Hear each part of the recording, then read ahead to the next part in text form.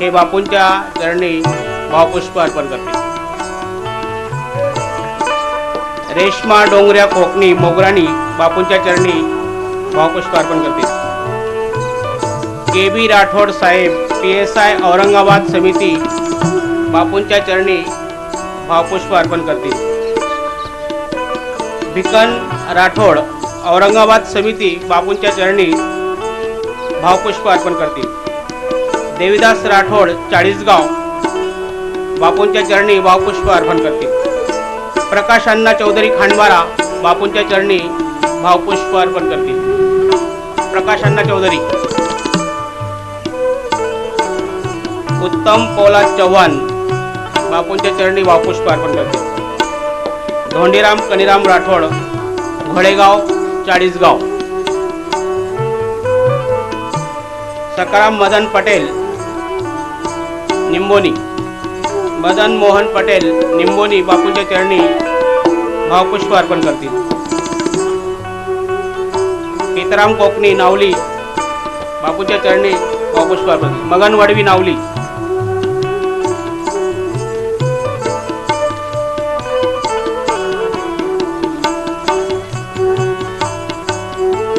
सुरेश चव्हाण लंगडा तांडा कन्नड बापूंच्या चरणी. हिराभाऊ वंगुर्डे पळशी. छोटीराम पवार वाघाडे बापूंच्या चरणी भावपुष्प अर्पण करते. केसुबाई येसाराम वडवी बापूंच्या चरणी भावपुष्प अर्पण करते. संगीता पाटील शहादा. सर्या महाराज धानोरा बापूंच्या चरणी भावपुष्प अर्पण. सीताराम कोकणी नावली. कमन कोकणी नावली. विजयसिंह गावित खडकी बापूंच्या चरणी भावपुष्प अर्पण करते. ऐसाराम भाऊ वडवी बापूंच्या चरणी भावपुष्प अर्पण करते.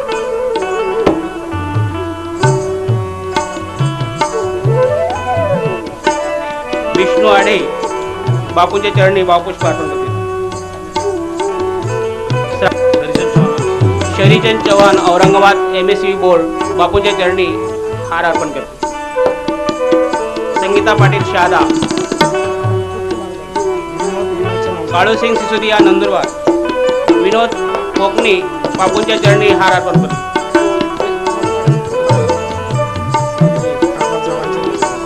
मनोहर चौधरी विसरवाडी बापूंच्या चरणी हार अर्पण करते.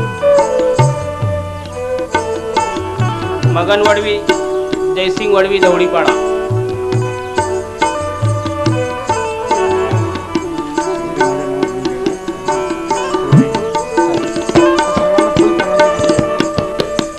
ज्या मातांना बापूंच्या चरणी हार अर्पण करत असेल त्यांनी माझ्याकडे जायचे.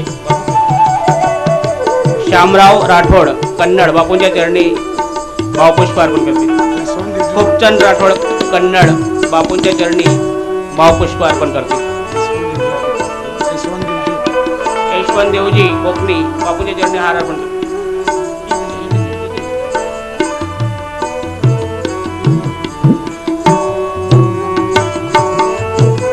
ज्या भगिनींना हार अर्पण करायचे असेल आमच्याकडे द्यायचे.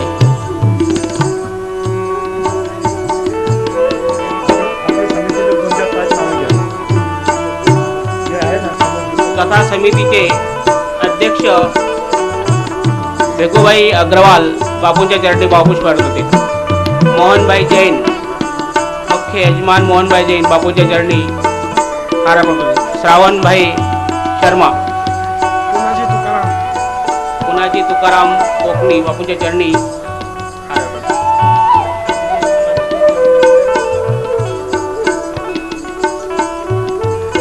फकीरा नत्तू कोकणी बापूंच्या चरणी भावपुष्प अर्पण करते. अनिल राठोड.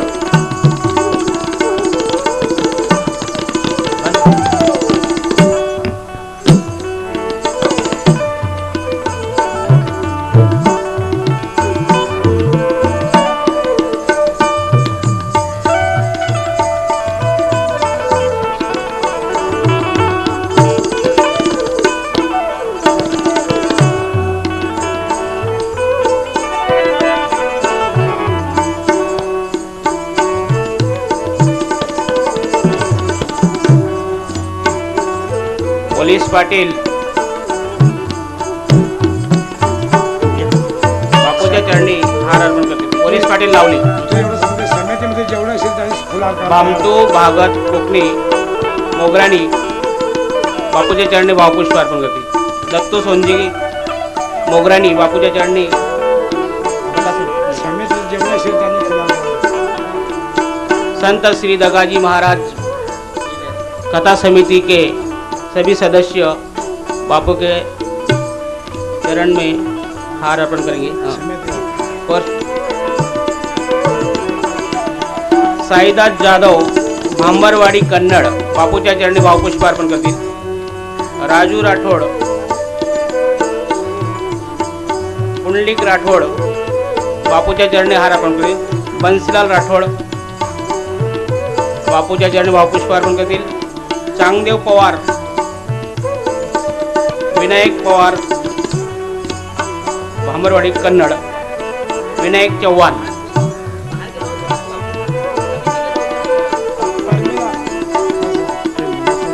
प्रमिला परशुराम कोकणी बापूच्या चरणी भावपुष्प अर्पण करतील.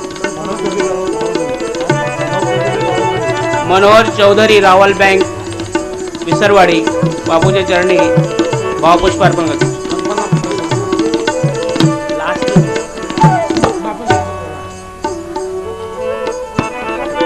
धनसिंग गवडी सुरेश धनसिंग गवडी बापूच्या चरणी.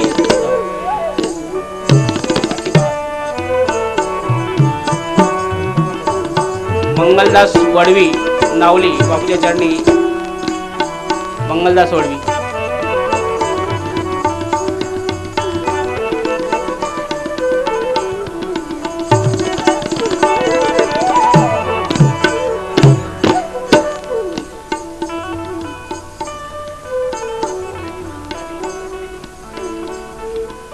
यानंतर बापूजींच्या अमृतवाणी सत्संगचा कार्यक्रम मला आपण बापूंच्या आदेशाने सुरू करूया.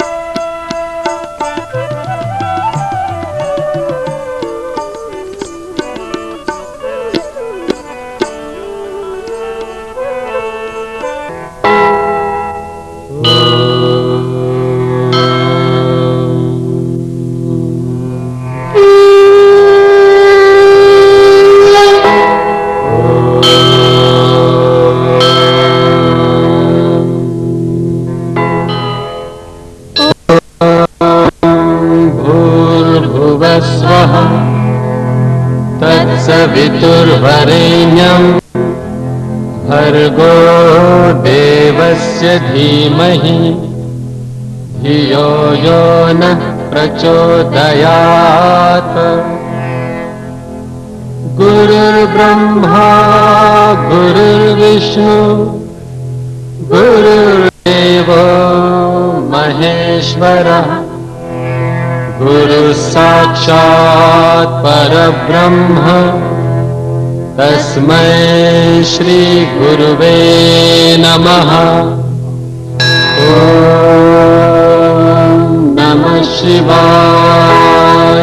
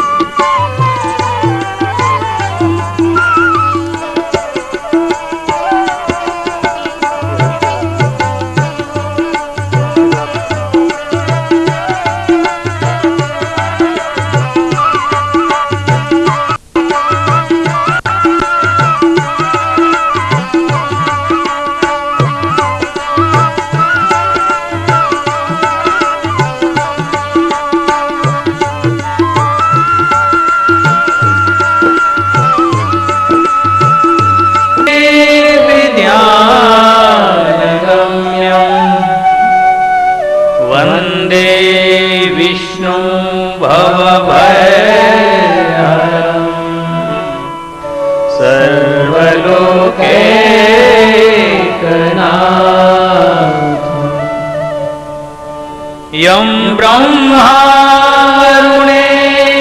रुद्रमरुतः स्तुन्वन्ति दिव्ये स्तवे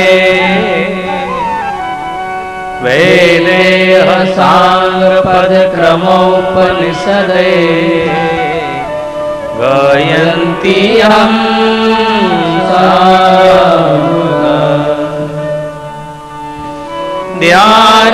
ध्यानावस्थित तद्गतेन मनसा पश्यन्ति यं योगिनो यशान्तं न विदुषुरसुरगणा देवाय तस्मै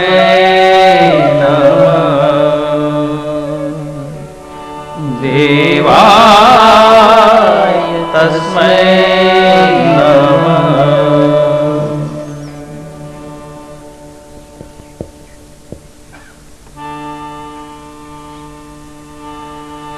ओम 2-5 मिनट हरि नाम संकीर्तन भाव श्रद्धा से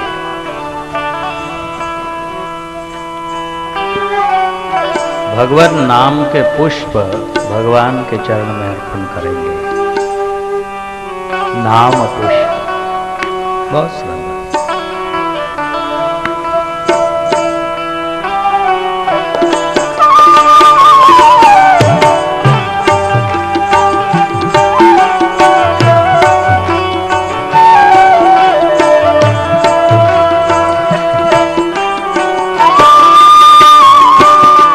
हरे राम हरे राम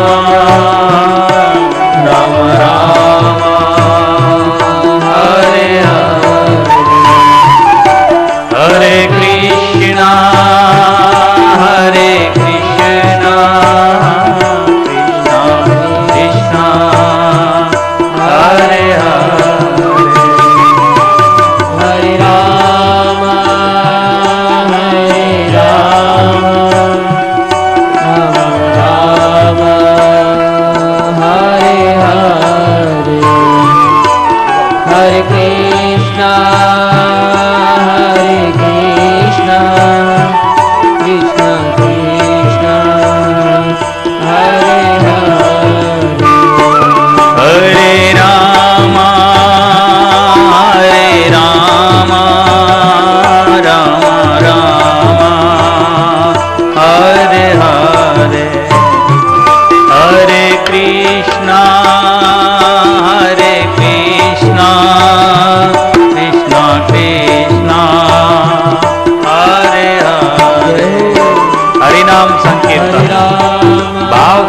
से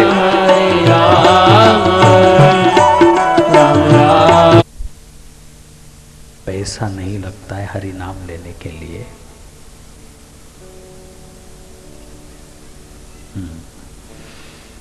पुनः एक बार अपने श्रीमद् भगवद गीता जी के श्लोकों को दोहराएंगे, चौपाइयों का आश्रय लेंगे और आज भी कुछ समय भगवत चर्चा कर लेंगे। परमपिता परमात्मा की असीम कृपा से ब्रह्मलीन प्रात स्मरणीय अर्चनीय वंदनीय ब्रह्म स्वरूप परम पूज्य बापू जी के कृपा आशीर्वाद से इस छोटी सी जगह भी इतने बड़े आयोजन का समारोह खड़ा हो गया। बापू जी की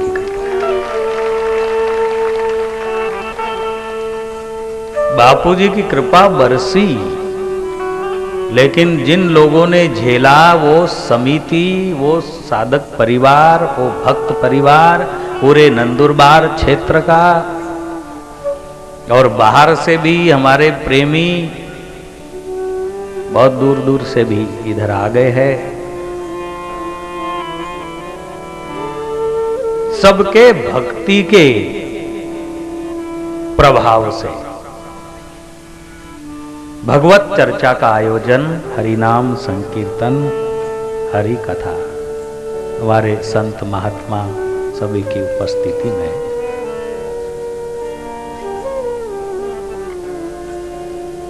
जहां पंच होता है वहां परमेश्वर होता है, ऐसा कहते हैं ना लोग। जहां पंच है वहां परमेश्वर, साक्षात पंच इसको कहते हैं। चापलूसी करने वाले 5 लोग मिलकर बैठ के कुछ भी न्याय कर ले, उसको पंच नहीं कहा जाता। पंच का अर्थ है जहां सभी प्रकार चाहिए। पहले तो शास्त्र सम्मत बात चाहिए, तो सत्संग शास्त्र सम्मत बात है। उसको साक्षी देने के लिए संत चाहिए। संत भगवान भी विराजमान। ये कहां तक ठीक है, उसके पुरावे के लिए एक विकसित समाज भी चाहिए। विकसित समाज भी है, एक सिंपल समाज भी चाहिए, जिन्हें भी लगे कि ये कुछ सत्य हो रहा है। कहने का मेरा भाव जो गीता जी है, गीता जी का जो सूत्र है, छोटा बड़ा पराया अपना जाति पाति देसी विदेशी काला गोरा ज्ञानी अज्ञानी सभी स्तर के लोग जहां सम्मिलित होकर परमात्मा की याद करे, वो सच्ची पंचायत है। और ये किसकी पंचायत है? परमात्मा की पंचायत, भगवान की पंचायत। अगर पंच है तो साक्षात परमात्मा यहां है, हमारे सबके हृदय में साक्षी रूप से और बाहर विराट रूप से है। हमारे पूज्य बापूजी सूक्ष्म रूप से विराजमान होंगे और कई ऋषि मुनि सूक्ष्म रूप से विराजमान। भगवत चर्चा कौन चर्चा कर रहा है इसकी कोई बात नहीं है, कोई भी करे। चर्चा किसकी हो रही है, महत्व इस बात का है।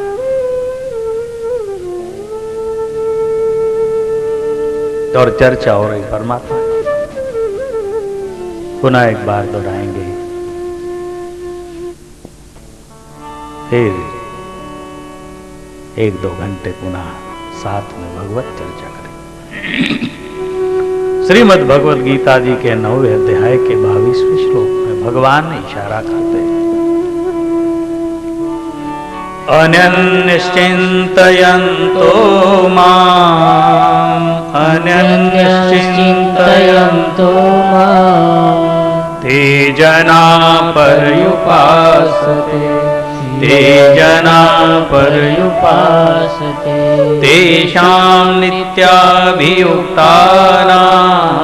तेषां नित्याभियुक्तानां योगक्षेम वहाम्यहम्, योगक्षेम वहाम्यहम्। पत्रं पुष्पं फलं तोयं, पत्रं पुष्पं फलं तोयं यं मे भक्त्या प्रयच्छति, तदहं भक्त्युपहतं, तदहं भक्त्युपहतं अस्नामि यततात्मनः, अस्नामि प्रयतात्मनः, अस्नामि प्रयतात्मनः। श्रवणं कीर्तनं विष्णु, श्रवणं कीर्तनं विष्णु, स्मरणं पादसेवनं, शरणं पादसेवनम् अर्चनं वन्दनं दास्य, अर्चनं वन्दनं दास्य सख्य आत्मनिवेदनं, सख्य आत्मनिवेदनम्।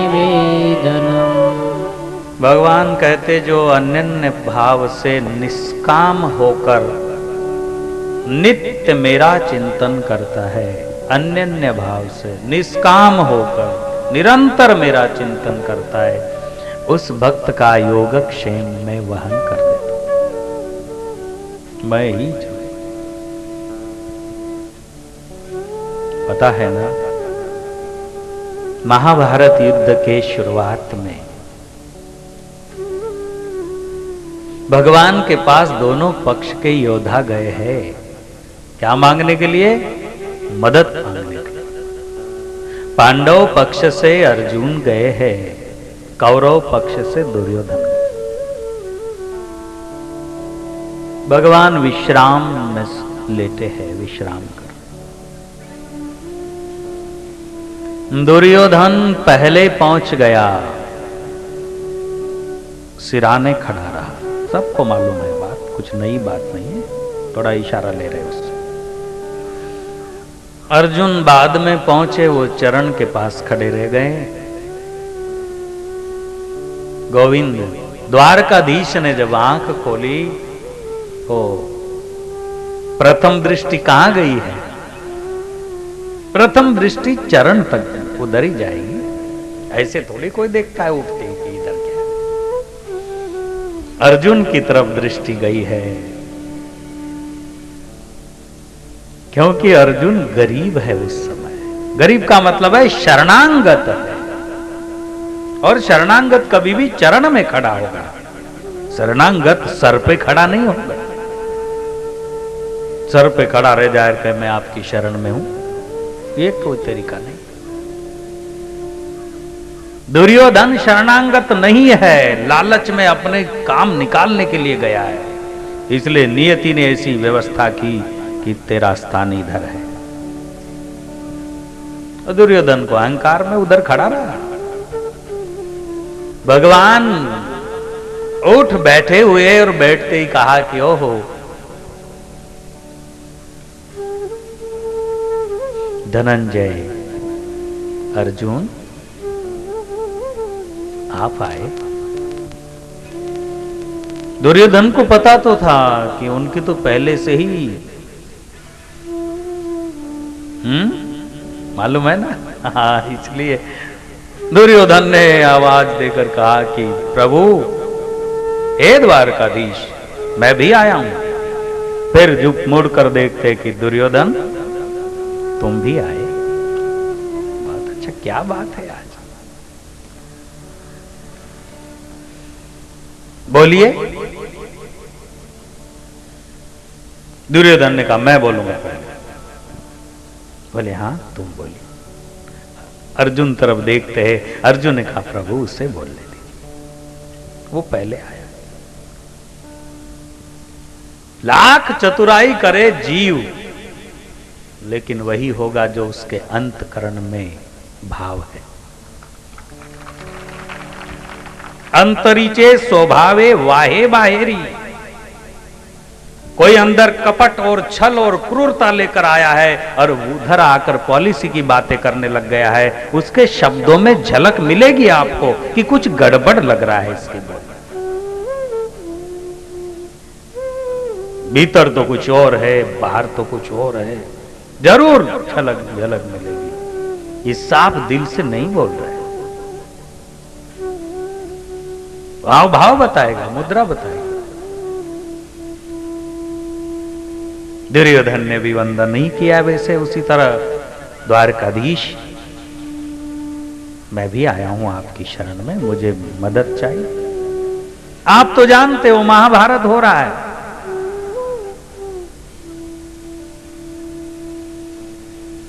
आप जानते हो महाभारत हो रहा है,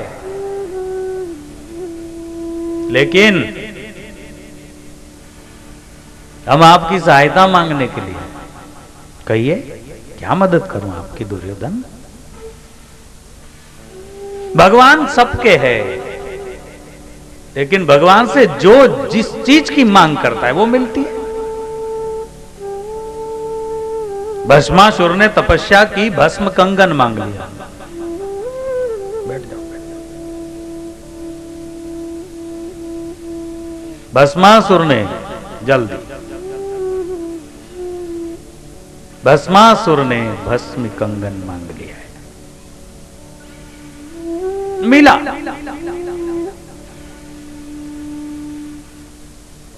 भस्म कंगन अच्छी चीज नहीं है, पर अब क्या करे, तपस्या की है, देना पड़ेगा। कर्म प्रधान सृष्टि है, भगवान जानते हैं, त्रिकालदर्शी है परमात्मा। कि ये ठीक नहीं है, लेकिन उसने तपस्या की, उस हेतु से तपस्या की, जिस हेतु को चित्त में रखे तो वो देना पड़ेगा। बाद की बात देखा जाए। इसी तरह दुर्योधन ने कहा कि आपके पास क्या है, आप क्या दे सकते हो, वो पहले बताइए। क्या मुसीबत हो गई।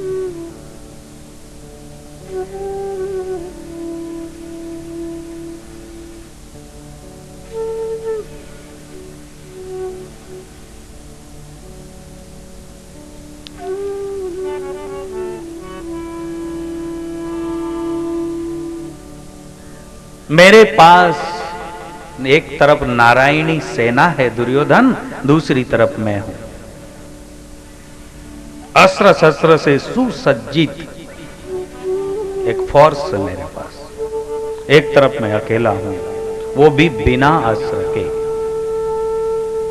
क्या चाहिए तुम्हें?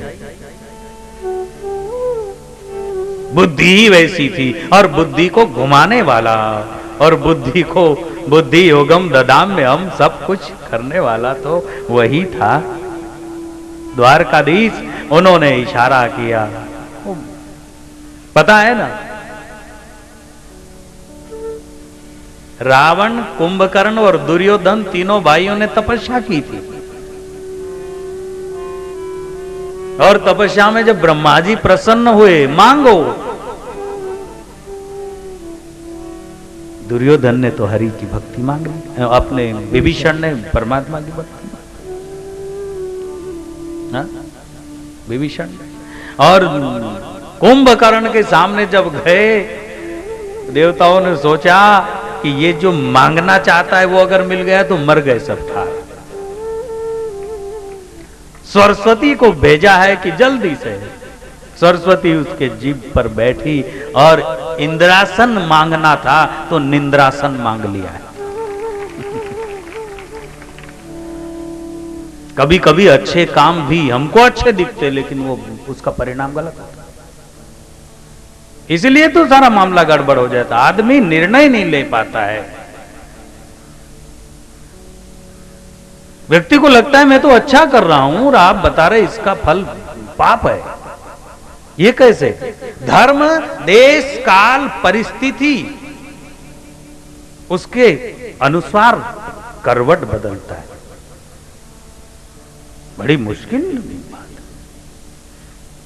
देश, काल, परिस्थिति के अनुसार आप कहे मैं बड़ी श्रद्धा लेकर आया हूं,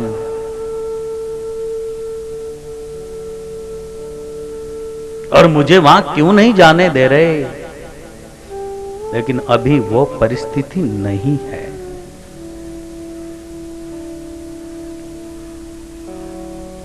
हजारों लोग शांत चित्त से भगवत कथा सुन रहे। अभी परिस्थिति यह है कि आप आए, जहां जगह मिले बैठ जाओ, यही धर्म है। बहुत मुश्किल है।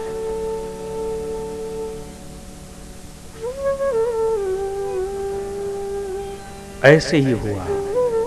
दुर्योधन ने कहा कि तो ठीक है प्रभु, मुझे नारायणी सेना चाहिए, ले जाओ। अर्जुन की तरफ देखते हैं। अर्जुन ने कहा कि नाथ, वही होगा जो तू चाहता है, वही होता है जो मंजूर खुदा होता है, वही होगा जो तू चाहता है। बहुत खुश हूं मैं। जो मुझे नहीं चाहिए वही चला गया, मैं क्या करूं सेना में। अर्जुन, अब तो मेरे पास कुछ नहीं बचा, मैं अकेला, और वो भी मैं तो युद्ध नहीं कर सकता। किसने कहा प्रभु आपसे कि युद्ध करो? वो तो बात ही नहीं है। आप केवल हमारे साथ मात्र रहो, हमारे संग में रहो, बस। सत्य के संग में रहना ही बहुत बड़ी उपलब्धि है। सत्य का संग माने परमात्मा का संग। और हमारे भारतीय अनादिकाल से, शायद अशोक सम्राट के समय से, या शब्द तो वो अनादि है, भगवान नारायण का शब्द है वो, जो आज तक भी नोटों के ऊपर सिक्का लगता है उसमें लिखा हुआ होता है सत्यमेव जयते, सत्यमेव जयते, संस्कृत में लिखा होता सत्य की ही जय हो, सत्य की ही जय होती है। मैं इसलिए इधर गया, जो अनन्य भक्तजन निष्काम भाव से मेरा चिंतन करता है उसका योगक्षेम मैं वहन करता हूं, सब कुछ, उसकी मर्यादा, उसकी इज्जत, उसकी व्यवस्था, सारी जिम्मेवारी मेरी, भगवान। लेकिन कैसा चिंतन? अनन्य चिंतन और निष्काम वाला कालम बड़ा काम का है। कामना ना जाऊं और मेरे ये हो जावे, वो क्या, लोग हमको भी बहुत काम करवाते, क्या करें, कभी कोई कहां ले जाता है, कभी कोई कहां ले जाता है।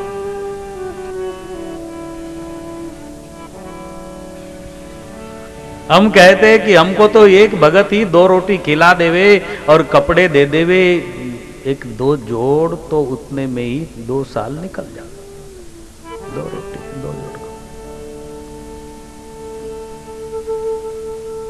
और क्या। परंतु अगर आपको प्यार ही चाहिए तो जो विचार हमारे सतगुरुओं ने हमें दिए हैं, जो विचार हमारे ऋषियों ने हमें दिए, हमें माने संसार को दिया, जिन्होंने लिया वो उनका हो गया। हमारे ऋषियों ने खुला सारे संसार को विचार दिए हैं, ऐसे विचार जिन विचारों के माध्यम से हम सत्य तक पहुंच सकते, सत्य की प्राप्ति कर सकते, सत्य को पूरी तरह आत्मसात कर सकते, ऐसे विचार सबके लिए दिए, जिन्होंने लिया वो उनके हो गए।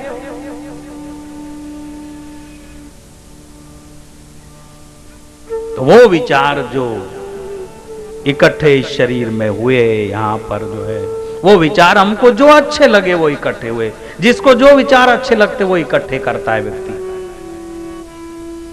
छोटे छोटे बच्चे पिक्चरों के गाने बोलेंगे, उनको हम कहेंगे भजन सुना, तो भजन नहीं आते, क्योंकि उनको नहीं अच्छा लगता है भजन वाला।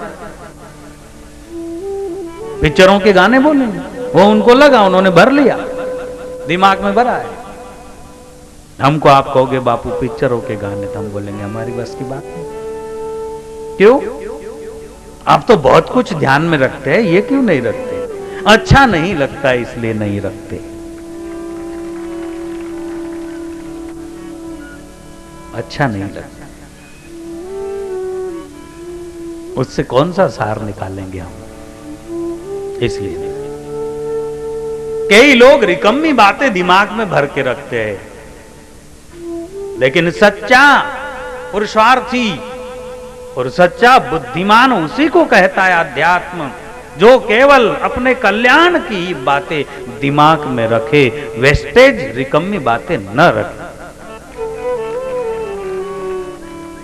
उससे कोई फायदा नहीं।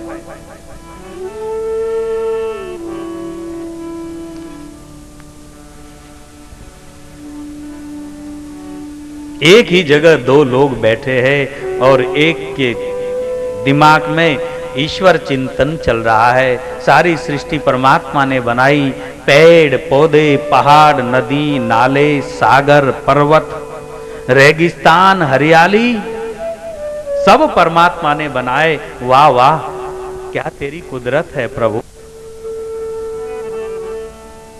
वो तो आनंद ले रहा है, भगवान की महिमा में गोते लगा रहा है, और एक पड़ोस में बैठा है, क्या दुनिया बिगड़ गई है भगवान, वहां ऐसा हो गया, वैसा हो गया, सब लोग बुरे हो गए, सब पतन हो गया, सब खत्म हो जाएंगे, परमाणु बम बन गए, एक दिन सब दुनिया खत्म होने वाली है, हाय हाय क्या हो जाएगा, कैसे हो जाएगा, कुछ समझ में नहीं आता है, क्या करना, किसको कहना, किसको नहीं कहना। ये लो, ये परेशान हो रहा है।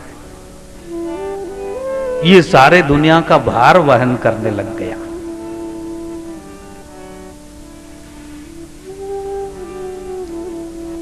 एक समझदार है, एक नासमझ है। समझदार तो बुराइयों में भी अच्छाइयों का आनंद ले रहा है, समझदार तो नरक में भी स्वर्ग की अनुभूति कर लेता है, क्योंकि उसके पास ज्ञान है।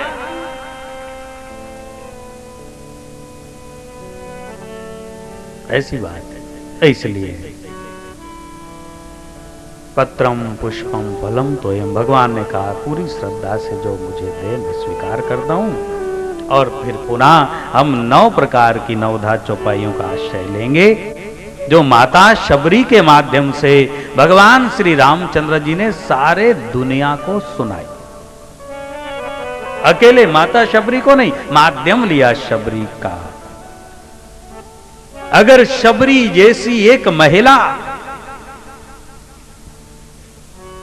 जो शबरी जी ने अपने मुंह से कही है, कोई बड़ा आदमी अपने मुंह से कहे कि मैं कुछ भी नहीं हूं, वही उसकी सच्ची बड़ाई है। शबरी, माता शबरी ने कहा था, पहले भी मैंने 3 दिन पहले भी लिया, एक बार याद कर। 9 भक्ति शबरी को दी। शबरी ने कहा था कि मेरी कोई लायकात नहीं है। अधमते अधम असिनारी, तामे में मति मंद कर रघुपति सुन भामिनी बाता, मानहु एक भगति करना, मानव एक भगति करनाता। मैं अधम से अधम अधम असी नारी, तामे मैं मति मंद अघारी। अधम एक नारी हूं, उसमें मैं मति मंदों में अग्रगण्य हूं, मंद मतियों में आगे हूं, मेरी कोई बुद्धि भी नहीं है। फिर कहे रघुपति सुन भामिनी, हे भामिनी, मैंने तुझे कब पूछा कि तू किस समाज की है, तू कितनी होशियार है, लिखी पढ़ी है, तू वृद्ध है, विधवा है, अकेली है या परिवार वाली? मैंने कब पूछा? मैंने तो कुछ पूछा ही नहीं। मानहु एक भगति करनाता।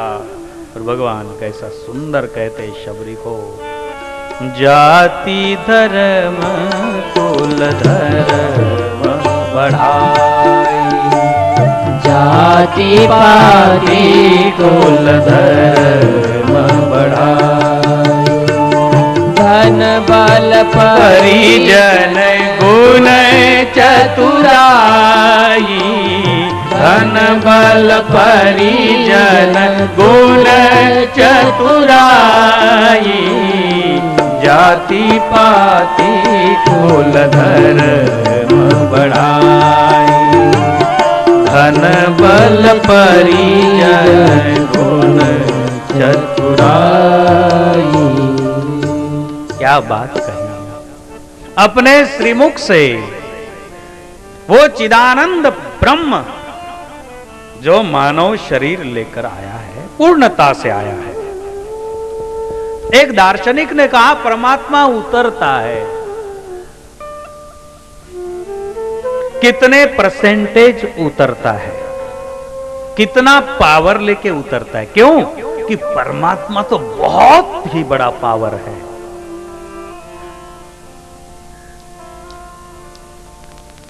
कहते ना, कभी आवेश अवतार,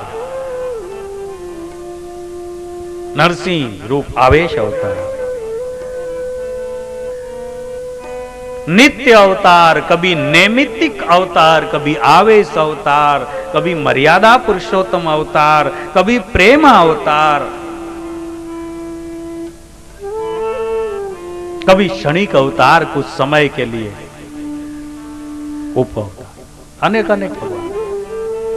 तो आया है कि भगवान श्री राम 14 कला से युक्त थे, ऐसा आया है ना, 14 कला। भगवान श्री कृष्ण 16 कला से। भगवान श्री कृष्ण को हमारे सनातन में पूर्ण अवतार, ठीक है, हमको वहां झंझट पे नहीं जाना है, वो पूर्ण अपूर्ण एक ही है, जो भी करे। भगवान कहते जाति पाति कुल धर्म बढ़ाई, पुर परिजन गुण चतुराई, धन बल परिजन गुण चतुराई।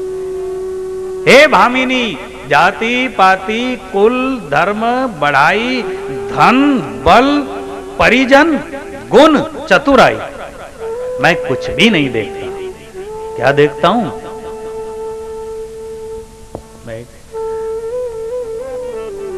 कई बार सत्संग में मैं एक बात कहता हूं, मुझे बहुत अच्छी लगती है, आपको भी कह देता हूं, हर जगह करीब करीब कहता हूं, लेकिन बहुत अच्छी है इसलिए कम शब्दों में कहता हूं।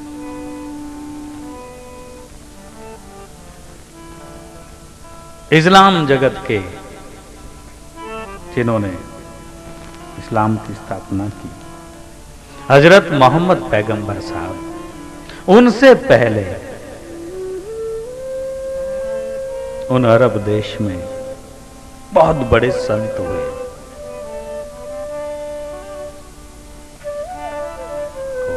हजरत मूसा कहते उनको, मूसा, हजरत मूसा, हजरत एक पदवी, मूसा हुए, हम संत कहेंगे, संत मूसा, हजरत मूसा, भगवान के बहुत ही निकट महापुरुष, जो जितनी मेहनत करेगा उतना निकट जाएगा, सीधी सच्ची बात। उनकी ऐसी महिमा थी कि वहां भी एक कोयम्बतूर नाम की पहाड़ी है, हमारे भारत का कोयम्बतूर नहीं, उधर कोयम्बतूर नाम की एक पहाड़ी, उस पहाड़ी के ऊपर हजरत मूसा साहब जाते रोज शाम के समय में, सुबह उनका टाइमिंग था, जाते और आकाश की तरफ देखते, आकाश की तरफ देखते,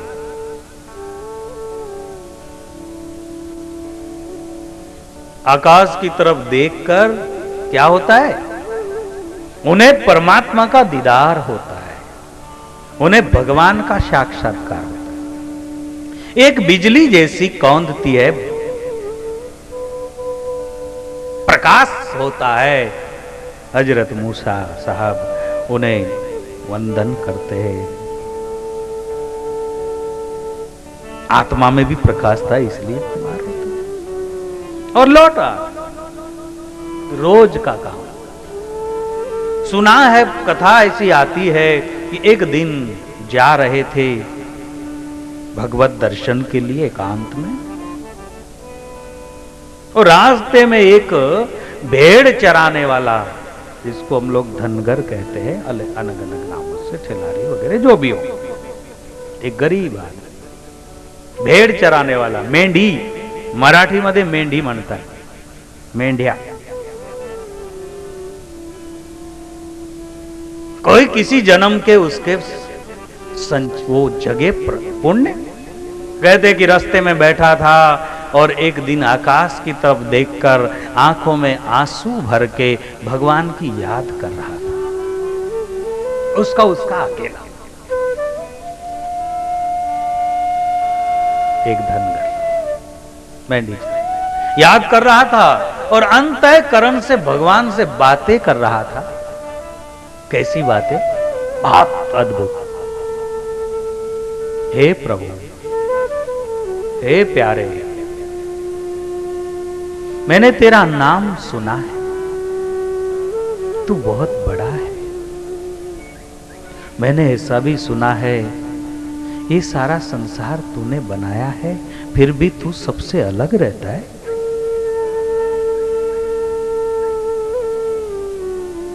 प्रभु,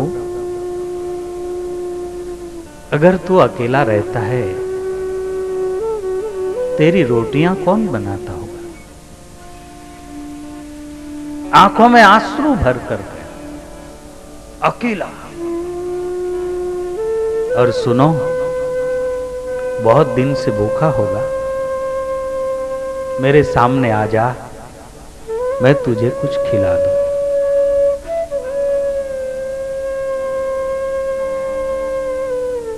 इतने में हजरत मूसा आए।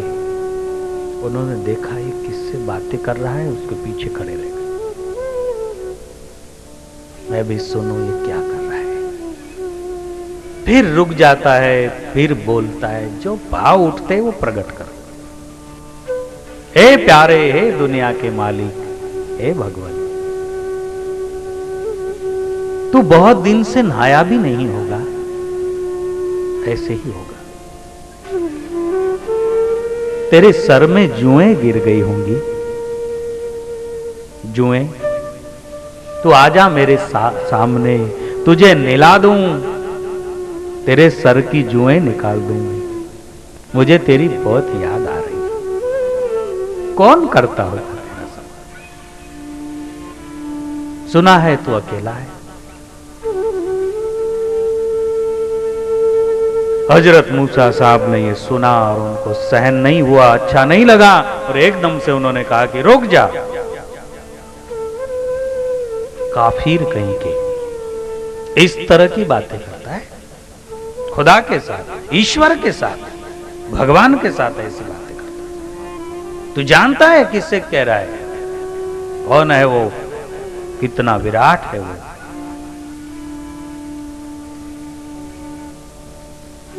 इस्लाम में भगवान को नूरे इलाही कहते हैं। नूरे इलाही मतलब ज्योतिषाम मपितत ज्योति, ज्योतियों का ज्योति, नूर है वो, यूं कहते हैं। जब खबरदार ऐसी बातें की तो प्रार्थना करनी पड़ती है। प्रार्थना अलग होती है, ये कोई बात है। घबर गया, कांपने लगा। उसने कहा, हुजूर माफ करें, मैं जानता नहीं, मुझे पता नहीं आप भी है। जो भीतर आया सो बोला, ये माफ कर। ठीक, चले गए। कथा कहती है कि उस दिन वो पहुंचे, उनको कोई दर्शन नहीं हुआ। आज हजरत मूसा रोने लगे, चीखने लगे, ए मालिक, मेरी क्या गलती हो गई जो आज मुझे दीदार नहीं हो रहे?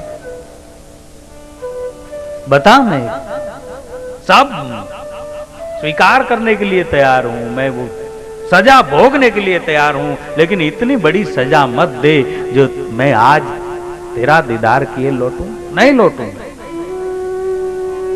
मुझे बता क्या हुआ। आवाज आई आकाशवाणी, हे मूसा, तुझे इबादत करने के लिए भेजा है, तुझे प्रार्थना करने के लिए भेजा है। दूसरों के प्रार्थना में दखल करने के लिए नहीं भेजा। तुझे मेरे नूर के दीदार का जो मैंने पैगाम दिया है, भेंट दी है, इसका मतलब ये नहीं कि कोई अपने ढंग से मेरी प्रार्थना करे और तुम उसमें विघ्न करो, रोक दो। वो इतनी प्यारी बातें कर रहा था, मैं सुन रहा था। भगवान, तुमने उनका ध्यान तोड़ा है, ये गुनाह किया है तुमने। इस सजा का फल है आज मेरे दीदार नहीं। क्षमा याचना मांगी है। हजरत मूसा दौड़े और आए हैं, प्रभु मैं उससे क्षमा मांग लेता हूं। बंधुओं, ये कभी नहीं सोचना कि कोई साधु है, कोई बहुत भक्ति करता है तो भगवान उसी के ही बाप का है और हमारा नहीं, ऐसा नहीं। भगवान सबका है, जो जितना चाहेगा उतना उसके नजदीक पहुंचेगा, सीधी बात है। इन्हीं चर्चाओं के अंतर्गत राजा अंबरीश की एक चर्चा आती है, जिनको मुनि दुर्वासा ऋषि एक दिन राजा अम्बरीश के घर गए। द्वादशी के दिन एकादशी का व्रत छोड़ना था। द्वादशी के दिन सुबह सुबह बहुत खुश हुए राजा अम्बरीश। राजा अम्बरीश ने कहा, प्रभु संतों का दर्शन, संत मिले तो मैं मिल जाऊं, संत मुझसे नहीं न्यारे, मुदो मोई संत सदा अति प्यारे। भगवान कहते हैं आज संत दरस हो गए। राजा अम्बरीश गदगदित हो गए हैं, मैं क्या सेवा करूं आपकी, अभी उपवास छूटने का समय, आप पधारे, मेरा एकादशी व्रत सफल हो गया। दुर्वासा मुनियों ने कहा कि देखिए अभी हम स्नान करने के लिए जाएंगे, स्नान से लौटेंगे, उसके बाद भोजन करेंगे। ठीक है जी। गए, बहुत देर आए नहीं। उपवास छोड़ने का उनका एक फिक्स समय था राजा अम्बरीश का। द्वादशी के दिन 10, साढ़े 10 बजे 11 के पहले उपवास छोड़ देना चाहिए। फिक्स समय था, समय हो गया।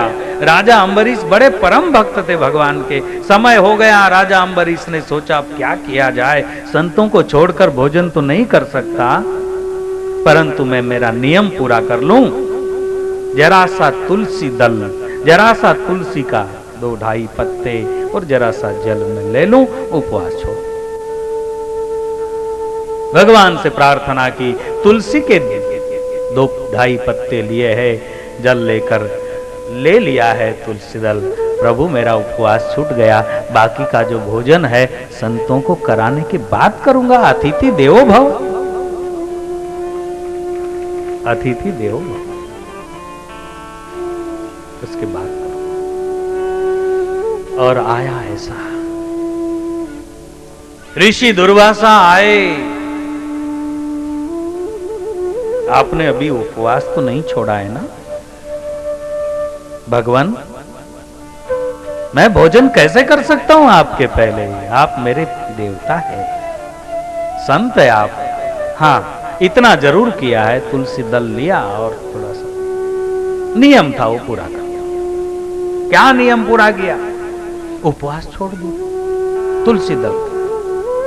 क्यों छोड़ा उपवास? भगवान समय हमसे ज्यादा जानता है, तो माफ करना, मेरी भूल हो गई। मैंने लगा मेरा नियम था। गुस्से में लाल हो गई जरा सी बात पर। दुर्वासा ऋषि गुस्से में लाल हो गए। जानता है मैं कौन हूं, कैसा क्रोध है मेरा, नाना प्रकार की बातें होने लग गई। तो सुना है, कांपने लग गए राजा अम्बरीश। अब मैं क्या करूं, कैसे समझाऊं आपको? आपके लिए मेरे हृदय में बहुत श्रद्धा है, बहुत भक्ति है, भाव है, लेकिन आप नहीं समझ रहे, मैं क्या करूं? गुस्से में हो गए, मैं तुझे श्राप दूंगा।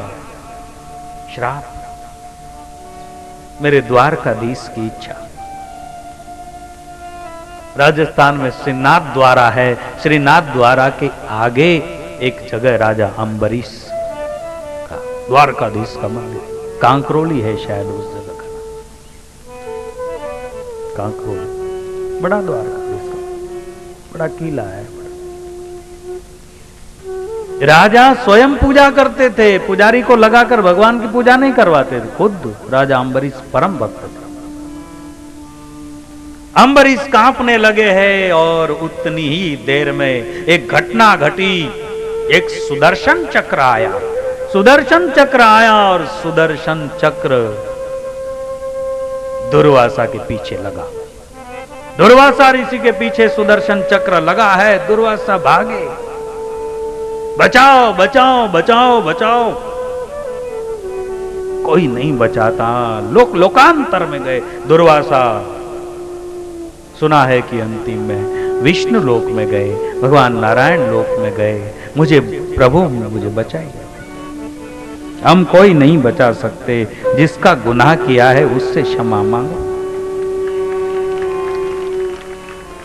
ये बात मैं इसलिए कह रहा हूं कि कोई ऐसा ना सोचे अपनी गलती नहीं है, लोभ लालच में आकर अगर हम लोग आपको धमकी देने की कोशिश करें कि हम साधु है, अगर हमारी इच्छा जैसा नहीं किया तो सावधान, सामने वाला घबरा जाए कि गया, कुछ नहीं होगा। सबको कर्म के ही फल मिलते हैं। अगर हमने गुनाह किया है, बिना श्राप दिए ही हमको भोगना पड़ेगा।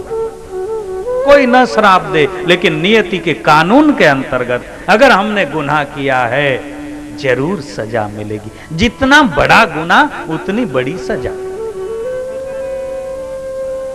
सबको। इसलिए मैं इधर गया थोड़ा।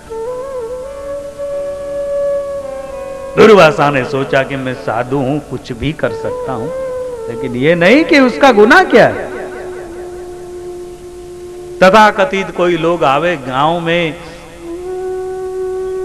भिक्षा मांगने के लिए साधु के वेश में, खबरदार अगर मेरा सवाल पूरा नहीं किया बच्चा तो ठीक नहीं होगा, तो बोलना बाबा तेरे से हो वो कर लेना, लेकिन अभी तो चला जा। मैं इसका अर्थ ये नहीं कह रहा हूं कि संतों का अपमान करना, नहीं, सेवा करना, अतिथि देवो भव। दुश्मन भी हमारे द्वार पर आता है तो उसका आदर करना, ऐसा हमारी संस्कृति सिखाती। तो संत आवे तो बहुत बड़ी बात, लेकिन कभी कभी साधु के वेश में कोई आ जावे, सीता हरण के जैसा प्रसंग, तो प्रतिकार, घबराना नहीं। घबराओ अपने बुरे कर्मों से। देव को अपमानित किया, कामदेव को अपमानित करने के बाद देव ऋषि नारद को अहंकार आ गया। अहंकार के बल पर वो शिवलोक में गया, ब्रह्मलोक में गया। सबने समझाया कि बहुत हो गया, अब अपने मुंह से अपनी बड़ाई करना ज्यादा ठीक नहीं है, लेकिन देव ऋषि नारद जी नहीं माने और मेरे तक पहुंचे। मुझे तो दया आई कि मेरे भक्त के हृदय में अहंकार हो, वो मैं कभी सहन नहीं करूंगा।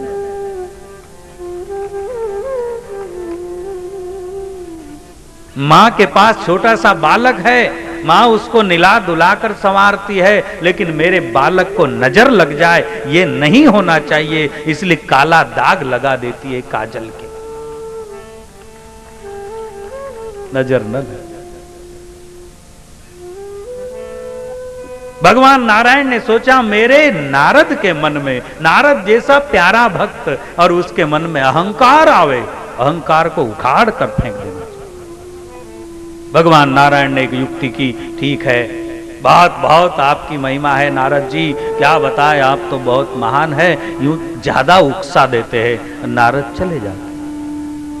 नारद निकलते ही भगवान योजना करते हैं, अपने संकल्प के बल पर एक नगरी निर्माण करते। नारद के रास्ते में एक नगर निर्माण किया है संकल्प से। एक भक्त के लिए इतना नाटक, एक नगरी निर्माण की है नारद जी के लिए। वहां शील निधि राजा के रूप में भगवान विराजमान हो, विश्व मोहिनी कन्या के रूप से एक कन्या तैयार की है, मायावी विश्व मोहिनी। नारद जी गुजरे,